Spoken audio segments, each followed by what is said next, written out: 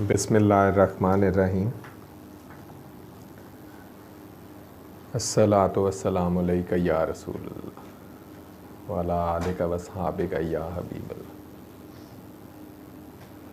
बलगल उला बिकमालिही कशफत दुजा बिजमालिही हसनत जमीउ खिसालिही सल्लु अलैहि व आलिहि सल्लल्लाहु अलैहि वसल्लम।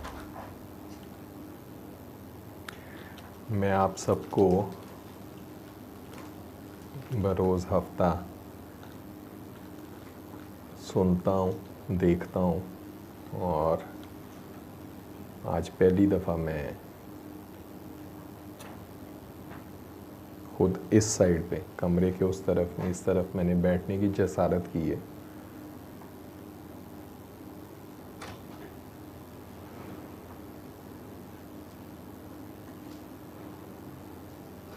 क्योंकि इस तरफ बैठना बड़ा मुश्किल काम है और ये मेरे जैसे कम ज़ात का ज़र्फ़ नहीं है। मेरा छोटा सा तारफ़ यह है कि मैं बाबा जी का काका हूँ और डॉक्टर मोहम्मद जावेद का छोटा भाई हूँ।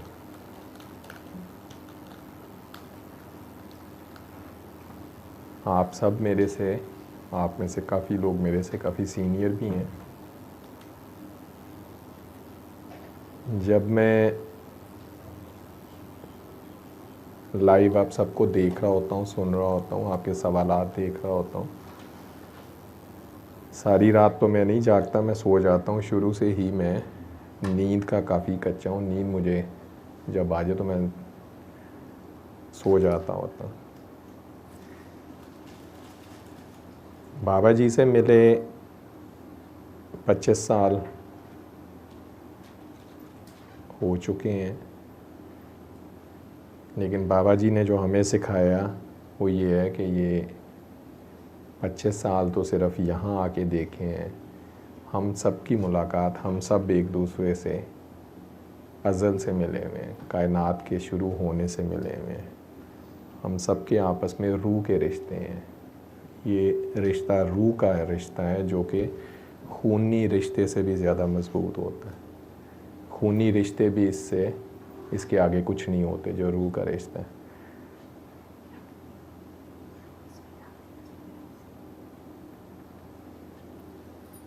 एक चीज़ जो बार बार जहन में आती है, और मैं क्योंकि एक छोटा सा उस्ताद भी हूँ, तलबा और तालबात से बात करना मेरा रोज़मर्रा का मामूल है, मेरा एक फ़र्ज़ है।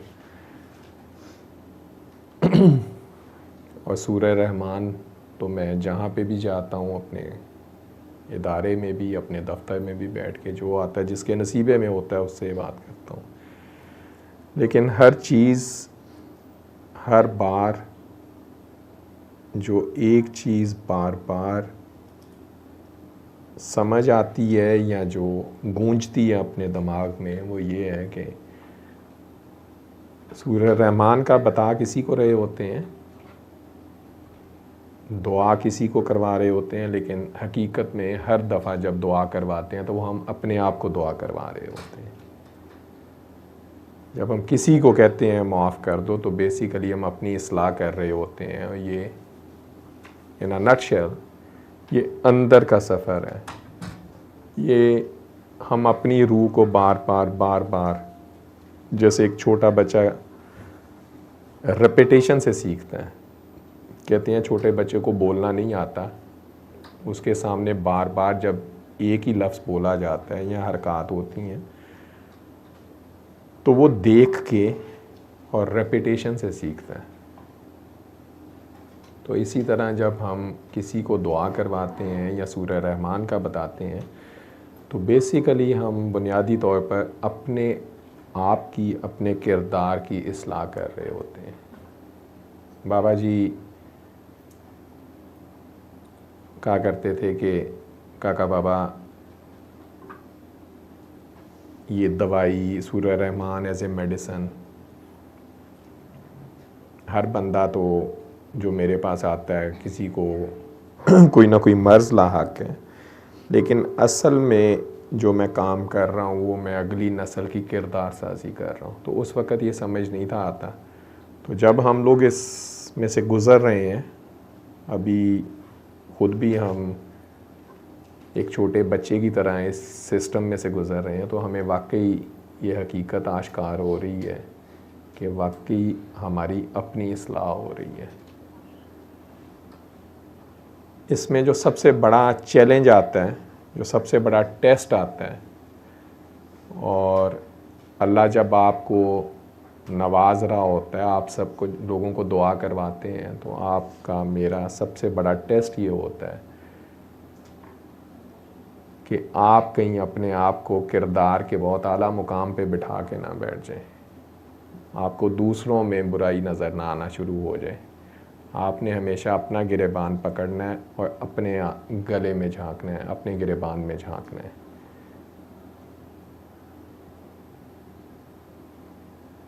मियाँ मोहम्मद बख्श साहब का बड़ा प्यारा शेर है कि ऊंचा ना रखाया जिसने ते चूल्हे दे विच सड़िया। ऊंचा ना रखाया जिसने चूल्हे दे विच सड़िया, नीवा होके लंघ जा मोहम्मद लंघ जावेगा अड़िया। तो जब हम दुआ करवाते हैं सूरह रहमान में, तो इधर बहुत, मैं आपको जो बातें कर रहा हूँ अपना ज़ाती तजर्बा बता रहा हूँ कि बहुत वक्त इंसान पे ये वक्त भी आता है कि जब हम ये समझते हैं कि ये अगला बंदा जो है ना, इसकी इस्लाह करनी है, और वही जिसे हम कहते हैं वीक मोमेंट, वही वीक मोमेंट होता है जहाँ से आपने बच के गुज़रना होता है कि वहाँ पे भी अपने आप को नीचा करके गुजार लें। हाँ,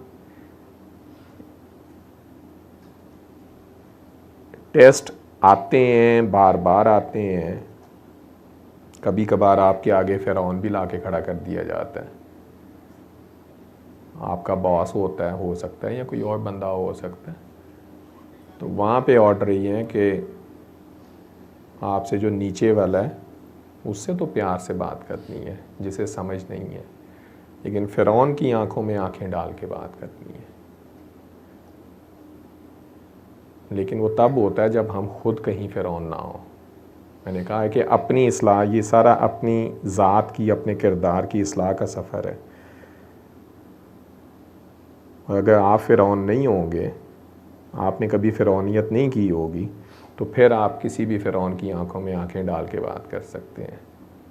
और ये बार बार आपका टेस्ट है। आपने दुआ अल्लाह से की हुई है, आपने अल्लाह से कुछ मांगा हुआ है, तो अल्लाह फिर आपको इस रास्ते पे डालता है। आप अल्लाह से अल्लाह मांगते हैं, अल्लाह से अल्लाह के प्यारों के साथ सफ़र मांगते हैं, तो अल्लाह कहता है आ जाओ। लेकिन ये सफ़र, अपनी ज़ात का जो सफ़र है, इतना आसान नहीं है। इसमें बहुत कुछ मारना पड़ता है, इसमें अपनी मैं मारनी पड़ती है। जो अल्लाह ने रखी हुई है हम मार तो नहीं सकते, उसे ख़त्म नहीं कर सकते। मैं तो कोई भी नहीं आज तक ख़त्म कर सका, लेकिन बड़ों का हुक्म यही है कि झुक जाओ, शायद झुकने से मैं ख़त्म हो।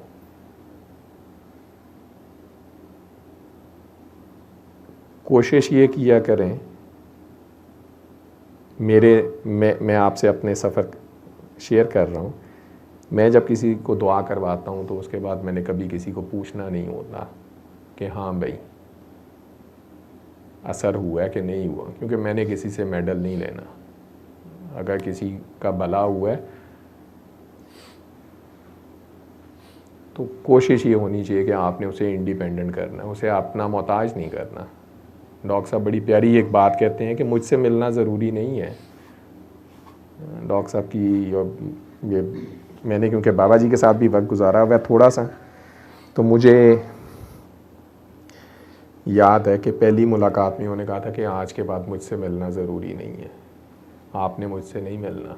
मैं वैसे ही बाहर रहता था। तो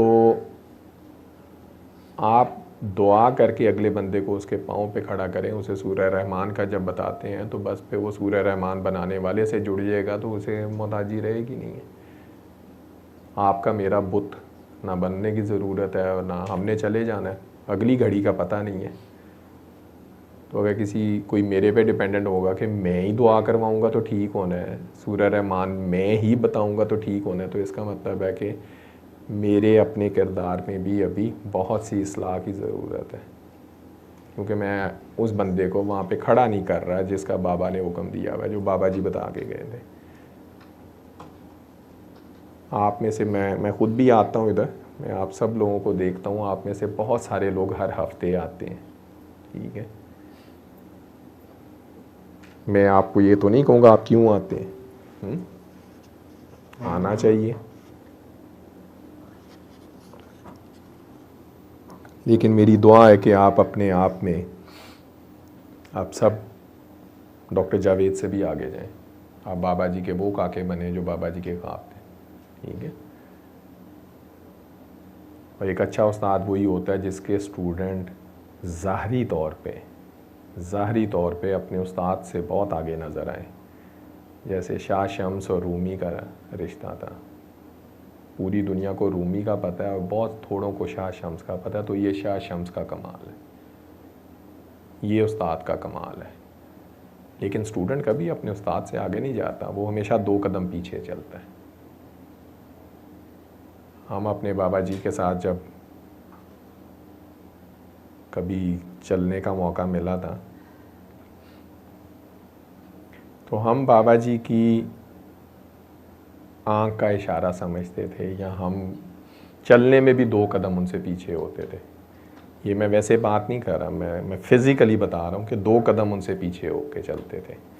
अभी भी जब हम बड़ों के साथ चल रहे होते हैं तो हमारी कोशिश ये होती है कि हम बड़ों से 2 कदम पीछे चलें, चाहे वो हमारी वालिदैन, चाहे डॉक्टर साहब हैं। तो आप अनलेस मुझे कोई काम कह दिया गया कि ये करो, तो फिर मैं वहाँ उस हिसार में से निकलूँगा। अदरवाइज़ अगर मैं साथ चल रहा हूँ तो आप नोट कीजिएगा कि उनसे 2 कदम पीछे ही होते हैं। और ये वाले कदम की बात कर रहा हूँ, दिल में या निगाह में तो हम बहुत ही शायद पीछे हैं, हम बहुत ही नीचे हैं। तो अगर मैं लोगों को दुआ करवाता हूँ और मैं ख़ुद उसमें से गुज़र नहीं रहा, मैं खुद मेरी किरदार साजी नहीं हो रही, तो इसका मतलब है कि फिर मेरी दुआ में भी असर नहीं होगा, ठीक है। बाबा जी कहा करते थे ये हड बीती है, जग बीती नहीं है। एक बात जो 100 लोगों ने मिलके की तो वो जग बीती बन गई। वो 100 बंदे बाहर जाके बात करेंगे, हज़ारों में जाएगी, 1000 आगे बात करेंगे, लाखों में जाएगी, तो ये जग बीती बन गई। हड बीती वो होगी 100 बंदों ने बात की है, उनमें से कोई एक उस बात पे अमल कर जाता है, किसी अच्छी बात पे अमल करता है और वो उसमें से गुज़रता है, फिज़िकली उसमें से गुज़रता है। तन मन धन की कुर्बानी जो टेस्ट वो पार कर जाता है, तो ये हड बीती है। बाबा जी क्या करते थे कि ये सुई के नक्के में से गुज़रना पड़ता है। जब मैं बाबा जी का रेफरेंस कोट अनकोट देता हूँ तो ये वो लफ्ज़ होते हैं जो बाबा जी से मैंने खुद सुने हुए हैं कि सुई काका बाबा ये सुई के नक्के में से गुज़रना है। तो पंजाबी क्योंकि हमारी घर की माँ की बोली है तो हमें सुई का नक्का पता था, लेकिन समझ हमें अब आ रही है कि सुई का नक्का होता क्या।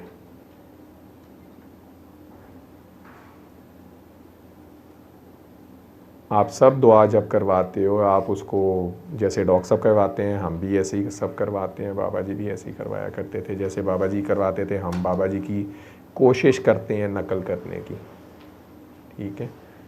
कि बाबा जी ने जैसे जो कानों में आवाज़ हमने सुनी हुई है, जैसे हमने उनसे की हुई है, हम वैसे ही हूबहू दुआ करवाते हैं। तो जब हम दुआ करवा रहे होते हैं और बोल रहे होते हैं तो वो लफ्ज़ अपने आप को हिट कर रहे होते हैं कि तारिक साहब ये काम तो आपने खुद नहीं किया, आप सामने बैठे बंदे को या बंदी को कह रहे हो कि काका बाबा ये काम कर गुज़रो। तो यहाँ पे इस्लाह होती है। इसलिए कहा जाता है कि ज़्यादा से ज़्यादा दुआ करवाओ। कोई मजमा या कोई हजूम या कोई पार्टी तो बनानी नहीं है, ये तो जिसके नसीबे में है उस तक पहुंचना है। आप लोगों ने भी देख ली है आप सबको अपनी अपनी ज़िंदगी की जो कहानी है, इस कमरे में जितने भी लोग बैठे हैं आप सब एक किताब हो, हर शख्स एक कहानी है। तो आपको अपनी ज़िंदगी की किताब में से पता चल जाता है कि मैं कहाँ से गुज़रा हूँ, मैंने क्या किया है और मैं इस कमरे तक कैसे पहुँचा हूँ, या मैं बाबा जी के पैगाम तक कैसे पहुँचा हूँ। तो आपकी कहानी जो है वो शीशा है आपके सामने, बिल्कुल क्लियर, आपको पता है, वो ज़ाती यूनिक है। तो जब आपकी कहानी आपके सामने है तो मेरा, डॉक्टर साहब का या बाबा का या किसी भी शख्स का मैं आपको कैसे कह सकता हूँ, क्योंकि आप वो सच आपको पता है। मुझे आप वक्ती तौर पे बता देंगे कि नहीं ये ऐसे नहीं है, लेकिन बहरहाल सच आपको पता है। और इस सफ़र में आपकी मुलाकात अपने आप से होती है और अपने आप की ही पहचान, यही आपकी मंजिल होनी चाहिए जो कब्र तक होती नहीं है, वो होने नहीं देता। लेकिन मकसद अपने आप की पहचान ही है। अपने आप को जानो, ये कहा जाता है, अपने आप को पहचानो, ये कहा जाता है। और अपने आप की पहचान इंसान को तभी होती है जब इंसान को अपने सामने वाले लोगों से भी प्यार हो जाए, चाहे वो इंसान है, उसकी मखलूक में चरिंद परिंद हशरातुल सब आते हैं, तो उसकी आप बेसिकली उसकी मखलूक की खिदमत करते करते करते मोम होते जाते हैं। आप मोम की तरह नरम होते जाते हैं। आपका मुर्दा दिल आहिस्ता आहिस्ता ज़िंदा होना शुरू होता है और वो मोम को तो जैसे मुड़ेंगे वो मुड़ जाता है। उसके सामने कोई मुनाफिक भी आ जाए तो वो फिर उसे भी नहीं पहचान पाता, वो कहता है या तू सच्चे ही है। पता भी होता है सामना बंदा झूठा है, झूठ बोल रहा है, वो उसे भी झूठा नहीं कहता, खामोश रहता है, उससे भी प्यार करता है, उसको भी दिल से लगाता है। क्यों? क्योंकि आप अपने अंदर के सफ़र पे जाए, आपको बाहर की दुनिया से कोई तल्लक नहीं होता।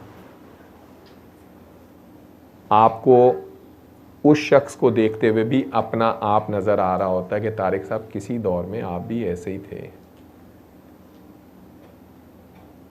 तो अगर ये शख्स या बंदी आप तक पहुंची है तो जो अगर आपको समझ आए आप उसे पैगाम दें, उसको अमानत दें जो उसकी है। और अमानत क्या है? दुनिया की कोई दवाई, कोई मेडिसिन, दुनिया में कोई थेरेपी अभी तक नहीं बनी जो इंसान को उसकी डिफ़ॉल्ट स्टेट पे, और डिफ़ॉल्ट स्टेट क्या है? मासूमियत। ये है डिफ़ॉल्ट स्टेट हम सब की। पहले दिन जब हम पैदा हुए थे, पहले दिन जब हम इस दुनिया में आए थे, तो हम तो उस फितरत के साथ पैदा किए गए हैं, मासूम। दुनिया में कोई दवाई, कोई थेरेपी ऐसी नहीं अभी तक बनी जो हमें डिफ़ॉल्ट स्टेट तक ले जाए। और बाबा का जो पैगाम है, या बाबा की जो, मैं अक्सर कहता हूँ कि जब मैं अपने यारों दोस्तों में जिनके साथ मैं बहुत फ्रैंक हूँ, उनको मैं कहता हूँ कि हमें बहुत बाद में पता चला साढ़े ना वारदात की पई है, शायद अभी भी नहीं पता चला साढ़े ना वारदात की पई है, ठीक है। वो हमें खेल ही खेल में छोटे बच्चों की तरह चॉकलेट कैंडीज़ दे के जैसे बच्चों को साथ लेके चलते हैं। वो हम ज़िंदगी की बहुत बहुत जो डिफ़िकल्ट मोमेंट्स होते हैं और जो ज़िंदगी की जो बड़े बड़े इम्तिहानात होते हैं उनसे हमें बचा गए, और हमें उनसे, और किस चीज़ से? ये जो थेरेपी दे गए सूरह रहमान की, इस थेरेपी से हम लोगों को जो शिफा मिली। डॉक्टर साहब की कहानी आपको पता है, हमारे पूरे घराने की, कि हम सारे अक्सर ये कहते हैं कि हम सजदे में सारी ज़िंदगी पड़े रहें, तो हम बाबा जी के साथ जो एक घड़ी हमने गुजारी है, जो चंद सातें हमने उनके साथ गुजारी हैं, जो सांस हमने उनकी मौजूदगी में, हम उसका शुक्रिया अपने अल्लाह के यहाँ नहीं कर सकते कि अल्लाह ने हमें ये थेरेपी अता फरमाई क्योंकि मैं तो साइंस का बंदा हूँ, डॉक्टर साहब भी साइंस के बंदे, हम दोनों का प्रोफेशन एक ही है। डॉक्टर साहब असली वाले डॉक्टर हैं, बाबा जी उन्हें और भी असली वाले बना गए हैं डॉक्टर, मैं ज़रा नकली वाला डॉक्टर हूँ, मेरे नाम के साथ से डॉक्टर लगता है। लेकिन हम दोनों को साइंस में पता है कि साइंस में कोई भी थेरेपी ऐसी नहीं बनी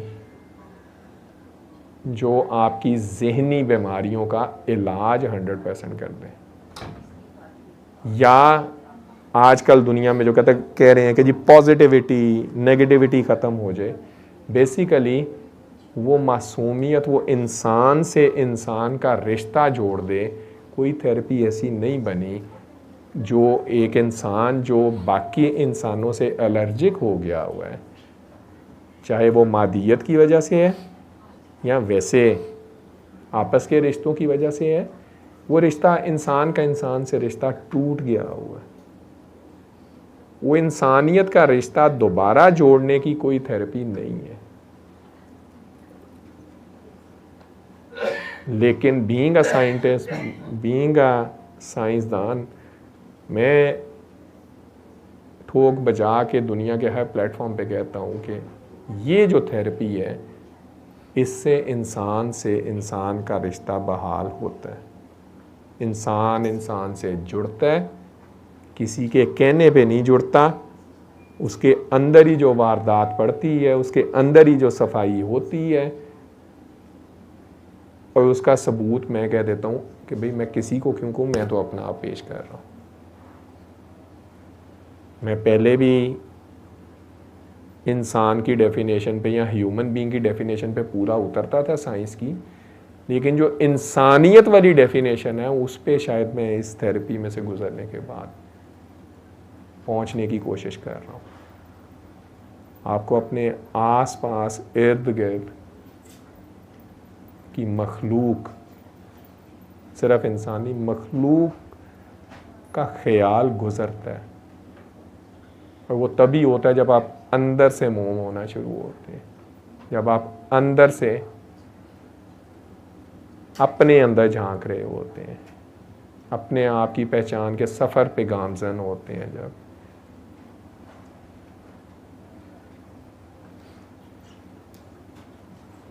कुछ लोगों को बाबा जी कहा करते थे कि क्योंकि मैं कहता था बाबा जी मैं नहीं दुआ करवाता ना, मैं स्विट्ज़रलैंड में पीएचडी कर रहा था, उसके बाद जर्मनी में, तो मैं कहता था वहाँ किसे करवाऊँगा मैं दुआ, वहाँ पे लोग ये बात सुनने को तैयार नहीं होते। उन्हें बताता नहीं था, लेकिन वहाँ पे मैं करवाता था, लेकिन मैं उनसे एक किस्म का हिडन अप्रूवल लेना चाहता था कि अच्छा इन तक पहुँच जाए कि मैं कोई ज़्यादा नहीं करवा रहा। तो कई दफ़ा वो कह देते थे कि लाजमी नहीं होता आप दुआ करवाओ, सिर्फ सूरह रहमान का बता दिया करो। और ये बात उन्हें अलहमरा के आखिरी सेमिनार था, वहाँ उस हजूम के समंदर में गुजरते हुए उन्होंने मुझे कहा आप सिर्फ सूरह रहमान का बता दिया करें। उन्हें पता था ये नालायक सा इंसान है, इसने माल पानी बनाना है, इसने कोई नहीं, इसलिए मैं इधर नहीं आता, मैं इस फील्ड का बंदा नहीं हूँ। ठीक है, तो कुछ लोगों को वो कहते थे कि निगाह से दुआ करवा दिया करो। उस वक़्त समझ नहीं थी आती निगाह से दुआ क्या है, कि भैया हम तो 3 दफ़ा आप अल्लाह कहेंगे, पानी पिएंगे या सूरह रहमान सुनेंगे। तो जब आप इस सफ़र में से गुज़रते हैं और गुज़रते जाएंगे, माशाल्लाह आप तो बड़े खुशकिस्मत हैं, आप तो हर हफ्ते डॉक्टर साहब के पास आए होते हैं। मैं उनका सका भाई हूँ, आप देख रहे हो, मैं उनसे वाकई महीना नहीं मिलता हूँ ना, बदकिस्मत। ठीक है, but I expect from each one of you much more than from my self. मेरी तो अपने बाबा से सिर्फ 10 घंटे की मुलाकात है, 10 घंटे से ज़्यादा नहीं है मेरी मुलाकात उनसे। आप लोग तो हर हफ्ते आते हो, आप लोगों ने तो बहुत नमाज़ पढ़ी या नमाज़ें पढ़ने वाले लोग हो आप मिल रहे हो, आप चल रहे हो, उनके साथ बातचीत करते हो, आपको मौका मिलता है। हमें तो ये मिला ही नहीं है। मेरी ज़िंदगी की ख्वाहिश थी मैं ज़िंदगी में लॉन्ग ड्राइव पे बाबा के साथ निकलूं, नहीं हुई। मेरी ज़िंदगी की ख्वाहिश थी मैं बाबा के साथ धमाल किसी जगह डालूं, नहीं हुई। 10 घंटे में क्या होना था। लेकिन मैं आप लोगों से एक्सपेक्ट करता हूं कि आप लोग हड बीती के सफ़र पे निकले हुए हो गए।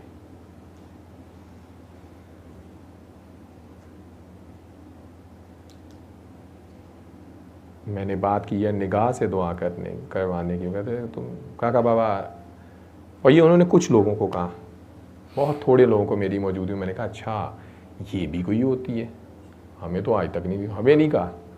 हमें पता ये पैसे कमाने वाला मुंडा है, इन्हें अल्लाह को दुनिया मंगी दी है। तो क्या होती है निगाह से दुआ, क्या होती है, कभी गौर की है? ये बाबा जी के लफ्ज़ हैं, इसलिए मैं आप लोगों से सीखने आया हूँ आज। फारिया जी, क्या होती है निगाह से दुआ?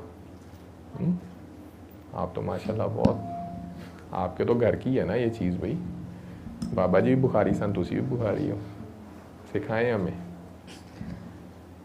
पता है हम लोग तो बहुत ही, तो कुछ भी नहीं पता, लेकिन जो सुना है आई थिंक यही है कि निगाह से दुआ के, किसी को देख के दुआ कर दे देना। कैसे करोगे? ये नहीं आप बताएं प्लीज़। दूसरे चांस आपको दे दें। मैं माजरत चाहता हूँ, मैं सादात को सवाल कर रहा हूँ, तो मेरी औकात नहीं है।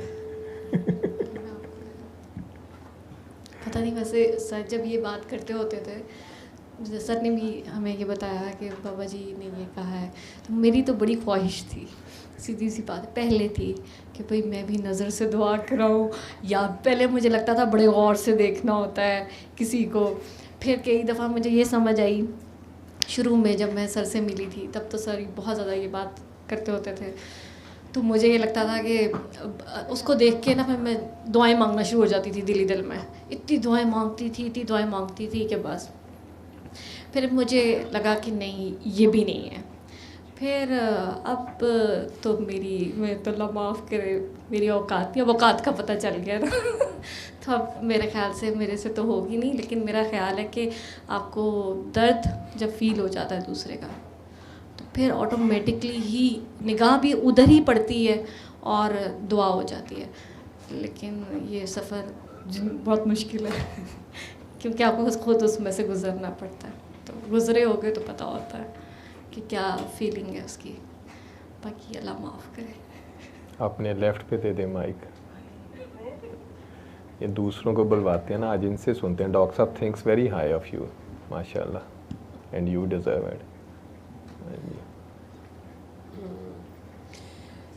वैसे ये मेरा सवाल बहुत अरसा रहा है, क्योंकि मुझे शौक़ नहीं था ना निगाह से दुआ करवाने का, लेकिन मुझे बहुत इंटरेस्टिंग चीज़ लगती थी कि ये बहुत इंटरेस्टिंग बात है कि आप निगाह से भी कुछ कर सकते हो। लेकिन मुझे लगता है मैंने जितना इसको डीपली देखा है, कोशिश मैंने कभी नहीं की, लेकिन मैंने इसको जितना भी डीपली एनालाइज़ किया है, जब मेरे ख्याल में ये बात आई है कि सर ने ये कहा हुआ कि बाबा जी कहते थे दुआ से करना। एक दफ़ा कामी भाई ने भी मुझे ये बात बताई, हम बाबा जी के दरबार पे ही थे, तो उन्होंने ये दोबारा मेरे सामने ये जिक्र कर दिया, तो मैं दोबारा दिमाग में चलना शुरू हो गया कि अच्छा मतलब ये कैसे। मुझे लगता है कि जब आप सरकार दो आलम की तरह सरापा मोहब्बत बन जाते हैं, तो मुझे लगता है कि फिर जो आपकी निगाह है सिर्फ तब हो सकती है, और ये मुझे नहीं लगता कि ये हमारे तो सोचने की भी बात है, वेरी डिफ़िकल्ट। और क्योंकि मुझे जैसे मैं कुछ लोगों से मिलती थी, तो मुझे बीच में एक सवाल तंग करना शुरू हो गया कि एक तो मैं लफ्ज़ों से दुआ करवाती हूँ, 3 दफ़ा आँखें बंद करवाने वाली। तो अभी मेरे दिमाग में ना, आप जब बात करते तो मेरे दिमाग में दोबारा ये सवाल ही जा रहा था कि, तो मैंने कहा कि कुछ लोगों से तो मैं सिर्फ मिलती हूँ, कुछ लोगों से बात भी नहीं कर पाती। अभी जैसे मैं बाहर गई हुई थी, तो मुझे होता था कि मैं जहाँ से गुजर रही हूँ ना, तो मतलब लाइक, तो मेरे ना दिमाग में सवाल चलना शुरू हो जाता था कि सरकार दो आलम सल्लल्लाहु अलैहि वसल्लम, तो वो मतलब वो जब गुजरते होंगे तो क्या करते होंगे। अब ये मतलब ये बात मैं नहीं किसी के सामने कभी भी करती, क्योंकि ये बहुत बड़ी बात है, लेकिन सवाल ज़रूर आता था कि अगर वो उन्होंने हमारे लिए इतना रोल मॉडल बने, इतनी मेहनत की कि हम कुछ लर्न कर लें उनसे। तो मुझे ऐसे लगा कि मतलब मुझे लगता है कि अगर मैं अपने लेवल की बात करूं, तो सिर्फ इतना ही मुझे लगे ना कि मुझे कोई बुरा ना लगे, मेरी निगाह उसके ऊपर प्यार वाली पड़ना शुरू हो जाए तो मेरे लिए अभी सिर्फ इसके इतने ही मीनिंग है करंटली, ठीक है। डीपर मुझे नहीं इसका पता, लेकिन इतना मुझे पता है कि जैसे मैंने ऑब्ज़र्व किया कि मैं अच्छे तरीके से देखती भी नहीं हूँ लोगों को, मतलब ऐसे ही जान के कभी किसी के जेस्चर से मुझे मसला हो जाता है, तो मैंने कहा कि यार मैं कम से कम अगले के जेस्चर को सिर्फ मैंने निगाह से जज कर लिया है, तो मैं इसको देखूँ तो अच्छे तरीके से। तो पिछले कुछ अरसे से मैंने बाहर के मुल्क में तो आपको पता ना कि मतलब वो उन्होंने कहा कि जी स्माइल तुम्हारा मतलब उठना बैठना है ना, कि आपने स्माइल देनी है। तो मतलब मुझे इतनी शर्मिंदगी हुई कि हम अभी जैसे आपने कहा कि निगाह से दुआ, तो दुआ तो मतलब हमें कहा गया था कि स्माइल करना जो सदका जारिया है, तो वो मैंने कहा ये तो फ्री के सदका जारिया करी जा रहे हैं। और हमारे मतलब बहुत कम मैं देखती हूँ कि हम इवन मैं दुआ के कमरे में भी बैठी हूँ तो बहुत कम मैं किसी को स्माइल देती हूँ, और या कोई रिटर्न में मुझे देता है। तुसां सारिਆਂ ਨੂੰ स्माइल नहीं देना, हाँ ਤੁਹਾਨੂੰ ਹੁਕਮ है कि तुसी बड़ी स्टर्न आवाज़ है, तेज़ अख ना देखना। नहीं मतलब लाइक ये जो आपके जो क्लोज रिलेशंस है ना आपके, कि उनमें कि आप एज अ ह्यूमन जो है वो कुछ जगहों के ऊपर तो हम थोड़े से स्टिफ हो जाते हैं ना, तो वो मुझे बस ऐसे ख्याल आया कि मतलब अभी मेरे लिए इतने ही मतलब है। मुझे लगता है कि ये इतना भी बहुत मुश्किल काम है, क्योंकि जब से ये मेरे दिमाग में आया है ना कि एटलीस्ट चलें आप प्यार से देख ही लें किसी को, तो ये भी बहुत मुश्किल है, क्योंकि तब से मुझे लोगों को गुस्सा ज़्यादा आता है क्योंकि एट द सेम टाइम उसकी मुझे वो गलती सामने आ रही होती है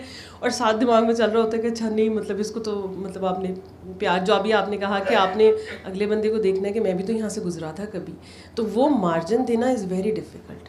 तो अभी ये वाला जो स्टेज है ना, मतलब इस पे अगला लेवल मैंने अल्लाह ताला से कहा कि इससे ज़्यादा मुश्किल है मुझे नहीं जाना, विच इज़ वेरी डिफ़िकल्ट। लेकिन इतना ही मुझे लगता है कि मतलब रिसेंटली मैं अपनी बहन से बात करी तो मैंने कहा कि अगर मुझे इतना ही हो जाए ना कि मैं मतलब ना मुझे अच्छा लगे और ना ही मुझे बुरा लगे, बस मुझे इतना चाहिए। पता नहीं मैंने ये भी बात क्यों कर दी, अल्लाह माफ़ करे, लेकिन मैंने कहा कि मैं ये वाली नहीं मेरे से बात हो पा रही अपनी लाइफ में ना लोगों के बारे में जिनसे मैं मिलती हूँ, कि ना मुझे वो अच्छे लगे तो ना मुझे वो बुरे लगे। मतलब आप न्यूट्रल क्यों नहीं है, मतलब न्यूट्रल भी नहीं कहना चाहिए, neutral is a wrong word. आप बस वो इंसान है और उनको इंसान होने का आपने मार्जिन देना है कि वो भी अल्लाह की मखलूक है। जो सुनते आए थे कि वो थोड़ा मुश्किल काम लगता है अल्लाह की मखलूक समझ के माफ़ कर दें, लेकिन मैंने कहा कि बस मुझे इतना चाहिए कि मुझे उसके होने से क्यों मसला है, मतलब वो अपनी उसकी एग्जिस्टेंस है और अल्लाह ताला ने उसको बनाया है, तो मैं बस मुझे उसके होने ना होने से कोई फ़र्क क्यों पड़े। हाँ, जहाँ तक मेरी क्लोज प्रेमिसेस में मेरे कॉन्टेक्ट में आ रहा है वहाँ जो मेरा रोल है वो तो मैंने प्ले करना है, बट अनफॉर्चुनेटली सॉरी टू से, लेकिन मुझे ऐसा लगता है कि मुझे तो लोगों से ये भी मसला है कि ये एग्जिस्ट भी क्यों कर रहा है, मतलब like why he has this thing, इसके पास ये क्यों है, या इसने ऐसे किया है तो इसको तो उतनी सज़ा नहीं मिली जिस तरह से। तो मतलब ये मेरे मसले हैं अभी। तो मैंने फिर अल्लाह ताला से यही कहा कि आप सही गलत से फ़ारिग क्यों नहीं हो जाते लोगों के, कि वो सही कर रहे हैं या गलत कर रहे हैं, मेरा मसला तो है ही नहीं, मतलब वो जाने और उसका अल्लाह जाने। लेकिन ये मुश्किल काम है। तो मुझे लगता है कि अगर एक प्यार से देखना ही है, मैं अगर देखना ही शुरू हो जाऊँ तो अभी तो फ़िलहाल मेरे लिए नज़र की दुआ, शायद मुझे लगता है मेरे लेवल की यही नज़र की दुआ है। डीपर मुझे नहीं पता, वो बाप ने बताना हमें। मैंने नहीं बताना, मैं खुद आप लोगों से सीखने आया हूँ आज। आप तीनों ने सही जवाब दिया, यही जवाब है इसका, लेकिन उससे पहले हमें उसमें से गुजरना पड़ेगा। निगाह से दुआ एमी नहीं हो जाएगी, आपको पहले रगड़ा लगेगा। रगड़ा मतलब कि आपने अल्लाह से दुआ मांगी है तो अल्लाह फिर आपको अपनी मखलूक की खिदमत और खादमियत अता करता है। खादमियत लाजमी नहीं आपके लाखों करोड़ों बरसा दें तो वो खादमियत है, ठीक है। किसी भूले को रास्ता बता देना, कोई सड़क पे चल रहा है वो कह रहे हैं जी फ़लाँ गली में जाना है, ये उसकी मखलूक की खादमियत है। कुछ लोग ऐसे भी होते हैं कहते हैं मुझे नहीं पता, लेकिन इसके साथ आप इतना झुकते जाते हैं, आप अंदर के सफ़र में इतना चले जाते हैं, आपको अपनी गलतियां नज़र आना शुरू हो जाती हैं, आप अंदर से मोम होना शुरू हो जाते हैं, आपका दिल अंदर से मोमिन होना शुरू हो जाता है, और आप जब उसकी मखलूक की खिदमत करते हैं या उसकी मखलूक की खिदमत करने की कोशिश करते हैं, हम कर तो नहीं सकते जब तक उसकी अता ना हो, तो फिर आपको बड़ी जगह अपनी ख्वाहिशात के अगेंस्ट भी, अपनी मर्ज़ी के अगेंस्ट भी। समटाइम आपका अपना वक्त है, बड़ा इंपॉर्टेंट है आपका वक्त, ठीक है। आप 9 to 5 का कहीं जॉब कर रहे हैं, आपको वो पे करते हैं, वो आपका एक कॉन्ट्रैक्ट है, आपने वादा किया हुआ मैं इस तरह काम करूँगा या करूँगी, उसमें से वक्त निकाल के आपने किसी को देना है और उसी वक्त देना है जब उस शख्स को या बंदी को ज़रूरत है। तो ये अल्लाह को अपने बंदे की ये चीज़ पसंद है, छोटी छोटी चीज़ें हैं, ठीक है।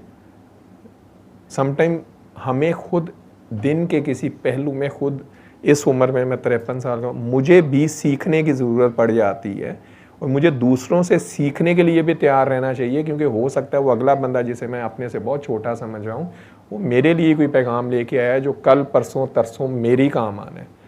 तो ये अपनी जब करेक्शंस होते होते आप अंदर से मोम बनते हैं, तो फिर वो जो सदफ ने कहा है कि आप फिर चलते फिरते जब आपको कोई भी तकलीफ में नज़र आता है तो आपको दर्द महसूस होता है। तो ये है सारा सफ़र दर्द का। बाबा जी कहते थे कि अल्लाह पाना है तो टूटे हुए दिलों में, गरीबों में, मस्कीनों में। वो क्या कहते थे, आसूदा लोगों में मुझे बैठ के मज़ा नहीं आया। तो जब आप उसकी मखलूक के साथ VIP बन के नहीं चलते, खादिम ही बन के चलते हैं, उनके साथ वैसे ही बन के प्यार से चलते हैं, अनकंडीशनल होके चलते हैं, बेगर्ज होके उनके साथ चलते हैं आप, चाहे आपका ऑफिस है, चाहे आपकी डेली लाइफ है, चाहे आपके रिश्तेदार हैं, गर्ज नहीं होती है आपको, तो आपके हिस्से कुछ ना कुछ तो दर्द आएगा, दर्द आशना आपको बनाया जाएगा। और वो दर्द आशना बनते बनते आपको फिर दूसरों का दर्द महसूस होना शुरू हो जाता है। आप किसी को दर्द में देख ही नहीं सकते, आपको तकलीफ़ होती है, चाहे वो टीवी हो, फ़ोन हो, कहीं पे भी आप नहीं देख सकते। तो वो, लेकिन उससे पहले ये सारा सफ़र है ना, ये खुद आशनाई का सफ़र है आपका। आपने अपने किरदार की, अपने आप की करेक्शन करनी है। फिर वो आपके इख्तियार में नहीं होता, मैं आपको बता दूं, आपके इख्तियार में नहीं है। सदफ ने बड़ी प्यारी बात की मुझे कि वो आपकी निगाह पड़ती है उस शख्स पे है शायद जिसे ज़रूरत हो, या जिसका दर्द आपको महसूस होना हो। हजूम होता है एक, आप कहीं शॉपिंग पे गए हुए हो, या आप एयरपोर्ट पे हो, या कहीं आपकी निगाह ही पड़ती है उस शख्स पे इतने हजूम में से, और आपको नहीं पता होता। मैं आपको ये भी बता दूं, आपको खुद भी नहीं पता, हम में से किसी को नहीं पता, क्योंकि हम सब मुसाफिर हैं, हम सब इस सफ़र का हिस्सा हैं। आपने इस साइड पे, मैंने आपको कहा एक तो टेस्ट ये आता है ना कि आपको दूसरे बुरे लगने हो कि यार इसमें ये गलती है, एक तो यहाँ पे अपनी करेक्शन कर लीजिएगा। दूसरा बड़ा टेस्ट इधर ये आता है कि पता नहीं मैं किड्डा मुकाम वाला हो गया, ठीक है। जैसे दुनियावी तालीम में एग्ज़ाम के बगैर आपकी प्रोग्रेस नहीं होती, इसी तरह ये भी तालीम है। बहुत बदकिस्मती है कि हम इस तालीम से दूर चले गए हुए हैं। हमने इस तालीम की कदर ही नहीं की है, और हमने गौर ही नहीं किया कि असहाबे सुफ़ा के मकाम पे सरकार बैठ के तालीम ही देते थे, वो मुअल्लिम है, उन्होंने किरदार साजी ये की थी। बहुत बदकिस्मती है कि हमने अपनी मिरास खो दी, और हम जब भी इस मुआशरे में आप कोई ऐसी बात करता है तो हम लोग उसे ऐसे करके देखते हैं कि पता नहीं, अच्छा यार है हूँ ना सानू मजहब वाले पासे ले आएगा। आदमजाद और इंसान की डेफिनेशन में ना, आदम से इंसान बनने का सफ़र बहुत बड़ी एवोल्यूशन है, इर्तिका है एक, और वो तभी होती है जब इंसान अपने आसपास की मखलूक का दर्द महसूस करे। दर्द दिल के वास्ते पैदा किया इंसान को, वरना इताअत के लिए कुछ कम न थे करूबियाँ। फरिश्ते उसके पास अपनी इबादत के बड़े थे, ठीक है, हम सारों को पता नहीं किस लिए उसने पैदा किया, लेकिन एक चीज़ तो है कि अगर कोई दर्द में है, कोई तकलीफ़ में है, तो मुझे एज ए इंसान उसकी दर्द तकलीफ़ महसूस होनी चाहिए। मैं उसके लिए कर कुछ नहीं सकता, sometime I can just listen. Sometime कुछ लोगों को सिर्फ आप उसकी बात ही गौर से सुन लो ना, उसका दर्द कम हो जाता है। किसी ने तो सुनी उसकी बात, ये भी दवाई होती है। हाँ, मेरे एक दो दोस्त हैं जो साइकेट्रिस्ट हैं, वो कहते हैं यार, मैं उन्हें पूछा तुम लोग क्या करते हो, मतलब कोई दवाइयाँ तो ऐसी है नहीं है जो साइकेट्री या न्यूरो साइकेट्री के डिजीज़ होते हैं, मतलब उनका तो वो वक्ती तौर पे नम ही करना है। तो मैं कहता हूँ क्या, तुम कहते हैं यार आधा तो इन लोगों को जब हम बुलाते हैं 1-1, 2-2 घंटे का सेशन कहते हैं, सुन के इनका तारीख भला हो जाता है। तो आई लर्न फ्रॉम देम कि हाँ यार, और ख़ुद भी इसमें से गुजर रहे थे कि भाई हाँ, किसी दर्द में डूबे शख्स का कोई तकलीफ़ में है, लाचार है, मजबूर है, ठीक है, मैं 300 किलोमीटर वाली ट्रेन में बैठा ज़िंदगी गुजार रहा हूँ, मैं बड़ा इम्पॉर्टेंट हूँ। एक तो हम में से सारों को, मेरे जैसों को, पढ़े लिखों को ये बड़ा एक गलत फहमी होती है कि हमारा वक्त बड़ा इम्पॉर्टेंट है, हम बड़े कोई ना इम्पॉर्टेंट लोग हैं, हमारे बगैर तो दुनिया जो है ना चल नहीं सकती, मेरे बगैर तो मेरी यूनिवर्सिटी या मेरा महकमा नहीं चल सकता। And graveyard is full of people who use to think कि वो इंडिस्पेंसिबल है, उनके बगैर दुनिया चल नहीं सकती। उस स्पीड पे जाते रुक के किसी की बात सुन लेना, ये भी खादमियत है। लेकिन जब आप दर्द आशना बन जाएंगे, बाबा जी वाली बात कि ये दर्द का महकमा है, उस टाइम नहीं समझ आती ये दर्द का महकमा क्या होता है। अब आहिस्ता आहिस्ता थोड़ी सी समझ आना शुरू हुई।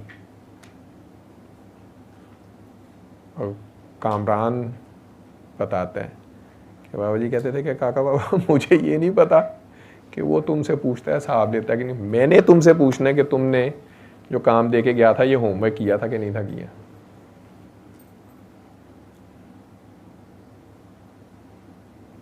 कोशिश किया करें अपने आस पास की जो मखलूक है, कहीं पे भी है, कहीं पे भी आप होते हैं, उसका ध्यान रखें, दर्द आशना बनने की कोशिश करें, ठीक है। और मकामात या उसमें ना पड़े। बाबा जी के लफ्ज़ दे के काका बाबा करीम से जुड़ जाओ, करीम से जुड़ जाओ। करामत आपके कदमों की धूल, धूल का नाम है इस सफ़र में। अब ये क्या सफ़र है मुझे इसका नहीं पता, लेकिन इस सफ़र का एक मुसाफिर आप लोगों के पास सारी रात लगाता है, तो ये देख लो कि ये सफ़र क्या है। आप लोगों को तो हफ्ते में एक रात उसकी नज़र आती है। आप में से कितनों ने गौर किया कि उस मुसाफिर का रंग जो है वो नहीं है जो आज से 15 साल पहले या 10 साल पहले था जब वो आपके पास था। तो एज ए भाई मेरा तो इतना हक बनता है कि आपसे पूछूं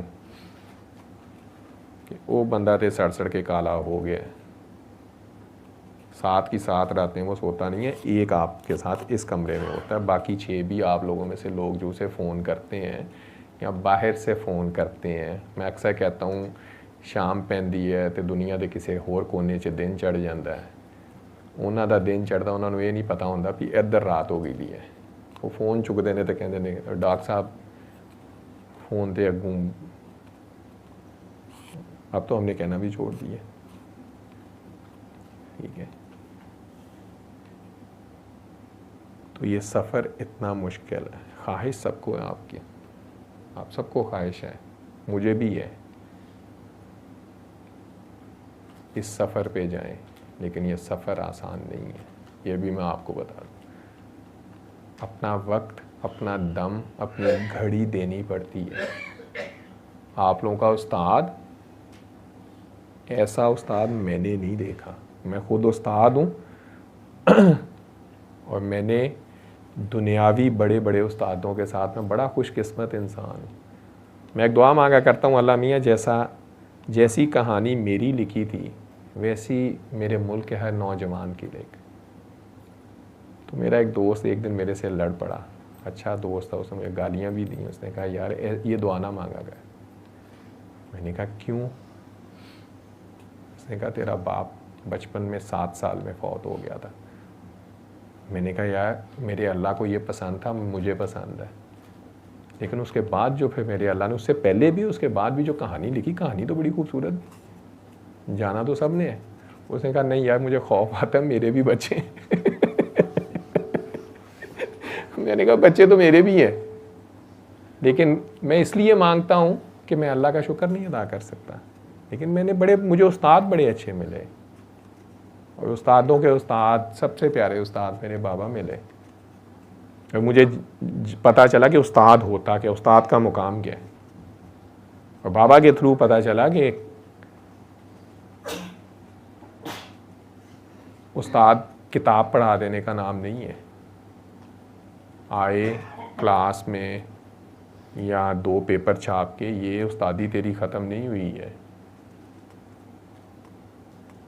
तो बाबा जी के जब देखा मैंने ये सारा, उसके बाद मैं अब अपने बड़े भाई को देखता हूँ, आप सबके साथ जैसे वो चल रहे हैं, एक एक घड़ी का हिसाब होगा आपसे, मैं ये बता दूं। ये आपकी गलत फहमी है।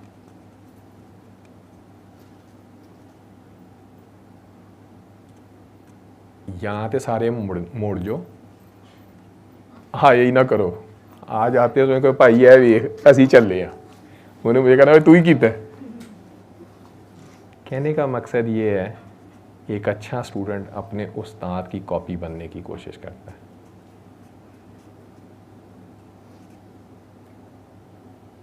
वो अपने उस्ताद से जो वादा किया हुआ है, जो किया हुआ वो तो अपना निभाता पे, लेकिन अल्लाह उन्हें ज़िंदगी से तंदुरुस्ती दे, इस्तकामत दे।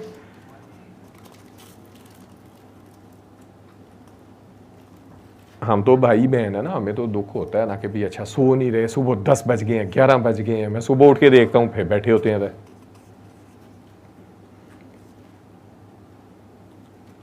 और क्योंकि हमारे पास 18 साल से तो मैं पाकिस्तान में टीचिंग कर रहा हूँ, तो मुझे पता होता है कि यार इस क्लास में से ना ये 2 काम के निकलने हैं, लेकिन आपने देना सबको बराबर है।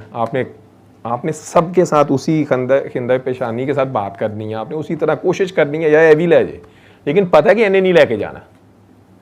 ये भी पता है पिछू मजाक करता है, ये भी पता है इन्हें पीछे ना रखे इन्हें, ठीक है, लेकिन आपके माथे पे शिकन भी नहीं आना चाहिए, ठीक है। वो बाबा जी क्या कहते थे, 1 लाख में 1 हमारा होता है। क्या कहते थे, 1000 को दुआ करवाओगे ना काका बाबा तो शायद 1 आगे दुआ करवाए। हमारा 1000 उसका 1 लाख होता है।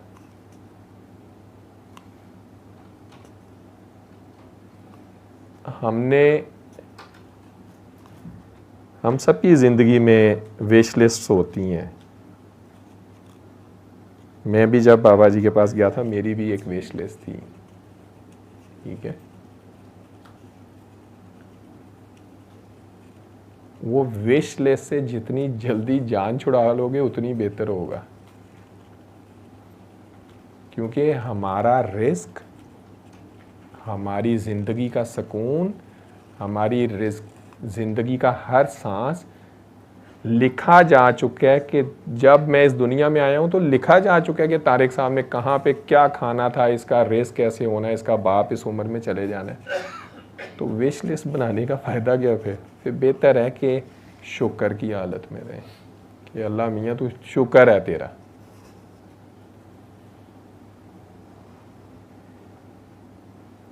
कोशिश करें कि ये पैगाम जितने ज़्यादा लोगों को आगे दे सकते हैं वो दे जाएं। और जहाँ पे आपको सबसे ज़्यादा रेजिस्टेंस होगी ना, जहाँ पे आपको सबसे ज़्यादा रेजिस्टेंस आएगी, यकीन करें वहीं पे पैगाम की सबसे ज़्यादा ज़रूरत होती है।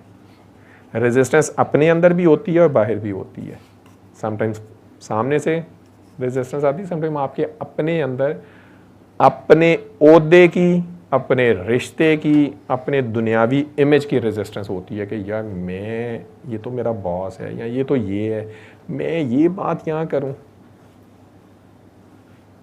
इन चीज़ों से जब जितनी जल्दी आज़ाद होंगे और उस रेजिस्टेंस को आप अबूर कर जाएंगे, तो आप इस पैगाम को अपने आसपास की मखलूक के आगे फैलाते जाएंगे, लोगों का भला होता जाएगा। मैंने इसके जो रिज़ल्ट्स देखे हैं और मैं देख रहा हूँ एज ए साइंटिस्ट,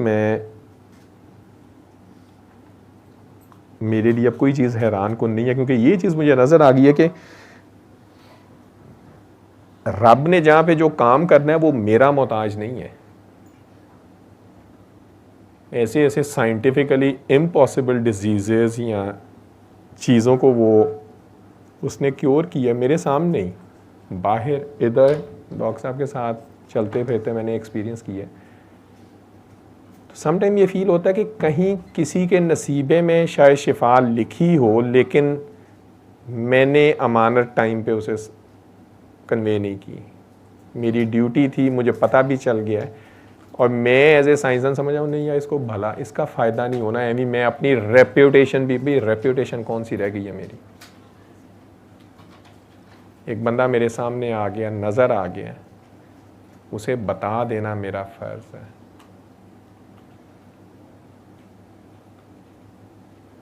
बहुत सारी चीज़ें आपको अपने आसपास डॉक्टर साहब की है, डॉक्टर साहब की आपको लगेंगे यार ये ठीक नहीं है, वहाँ से चुप करके गुजर जाना। ठीक है, उनका सफ़र है और अल्लाह को पता है कि उन्होंने इस शख्स को कैसे लेके चलना है। ना कभी किसी को जज करना, ना जजमेंटल होना, किसी को भी मैं कह रहा हूँ। और अपने उस्ताद को तो कभी भी ना करना, क्योंकि अपने उस्ताद को टेस्ट करने वाला और अपने उस्ताद पे जजमेंट पास करने वाला, ये मैं दुनियावी उस्ताद की बात कर रहा हूँ, मैंने उसे अपने 20 साल के कैरियर में मैंने उसे कभी तोड़ चढ़ते नहीं देखा। मैंने उसे एक गहरी खाई में गिरते देखा है। ये दुनियावी उस्तादों की बात कर रहा हूँ कि एक उस्ताद जो पूरी खलूसे दिल और पूरी ईमानदारी और साफ़ नीयत से ड्यूटी करता है अपने शागिर्दों की, और कोई स्टूडेंट अगर उसे टेस्ट कर जाता है या उसे जजमेंट पास कर जाता है, मैंने उन शागिर्दों के साथ बहुत बुरी होते देखी। ये दुनियावी उस्तादों की बात कर रहा हूँ, क्योंकि अल्लाह को नज़र आया था कि यार ये बेचारा तो अपनी ड्यूटी पूरी कर रहा है, लेकिन अगू तालब सादक ही नहीं ने, इन्होंने पूरियां किताबां पढ़ाता पे, इन्होंने पूरा सबक दिंदा पे साइंस का, लेकिन ये ना इनू भी चूना लाते पे ने। तो कभी अपने उस्ताद पे कमेंट या जजमेंट पास करने की कोशिश ना करना, और किसी दूसरे के उस्ताद को भी खामोश हो जाना। अल्लाह जाने, अल्लाह का काम जाने।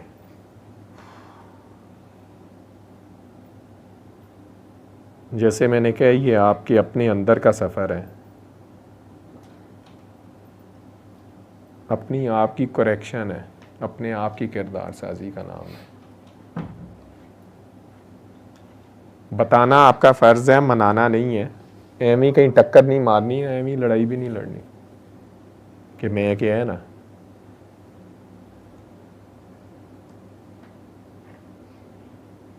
मैं तो कह ही नहीं सकता, मैं कि मैं कह देता।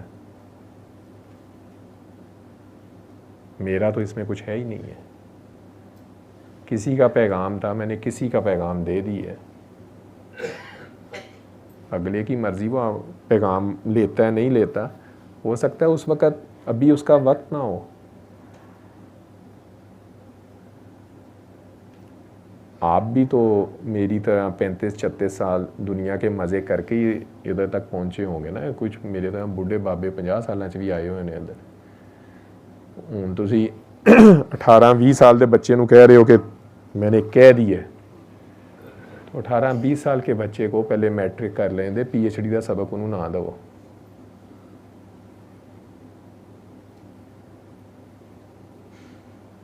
वक्त से पहले ज़्यादा इल्म भी ख़तरनाक होता है, कंफ्यूज कर देंगे एक बंदे को। उसकी बेसिक्स ही नहीं है बेचारे की।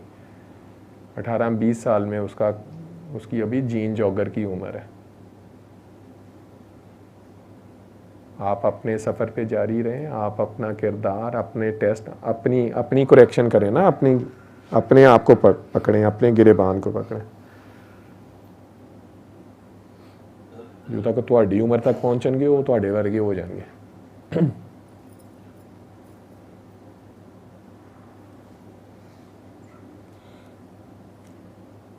हाँ जी बेटा, आपका क्या नाम है? आपका क्या नाम है? रमला। कब से आ रहे हो आप? मुझे ऑलमोस्ट 3.5 years 3.5 years। क्या करते हो आप? मैं अभी 12th के एग्ज़ाम्स दे रही हूँ। अच्छा, A levels के? नहीं 12th के FSC? इंटरमीडिएट। FSC। जी। Why do you come here? I don't know if I would be able to describe it in words, but मैं कभी कभी मिस भी कर देती हूँ। डिपेंड्स मेरा जो लास्ट मिनट मूड होता है।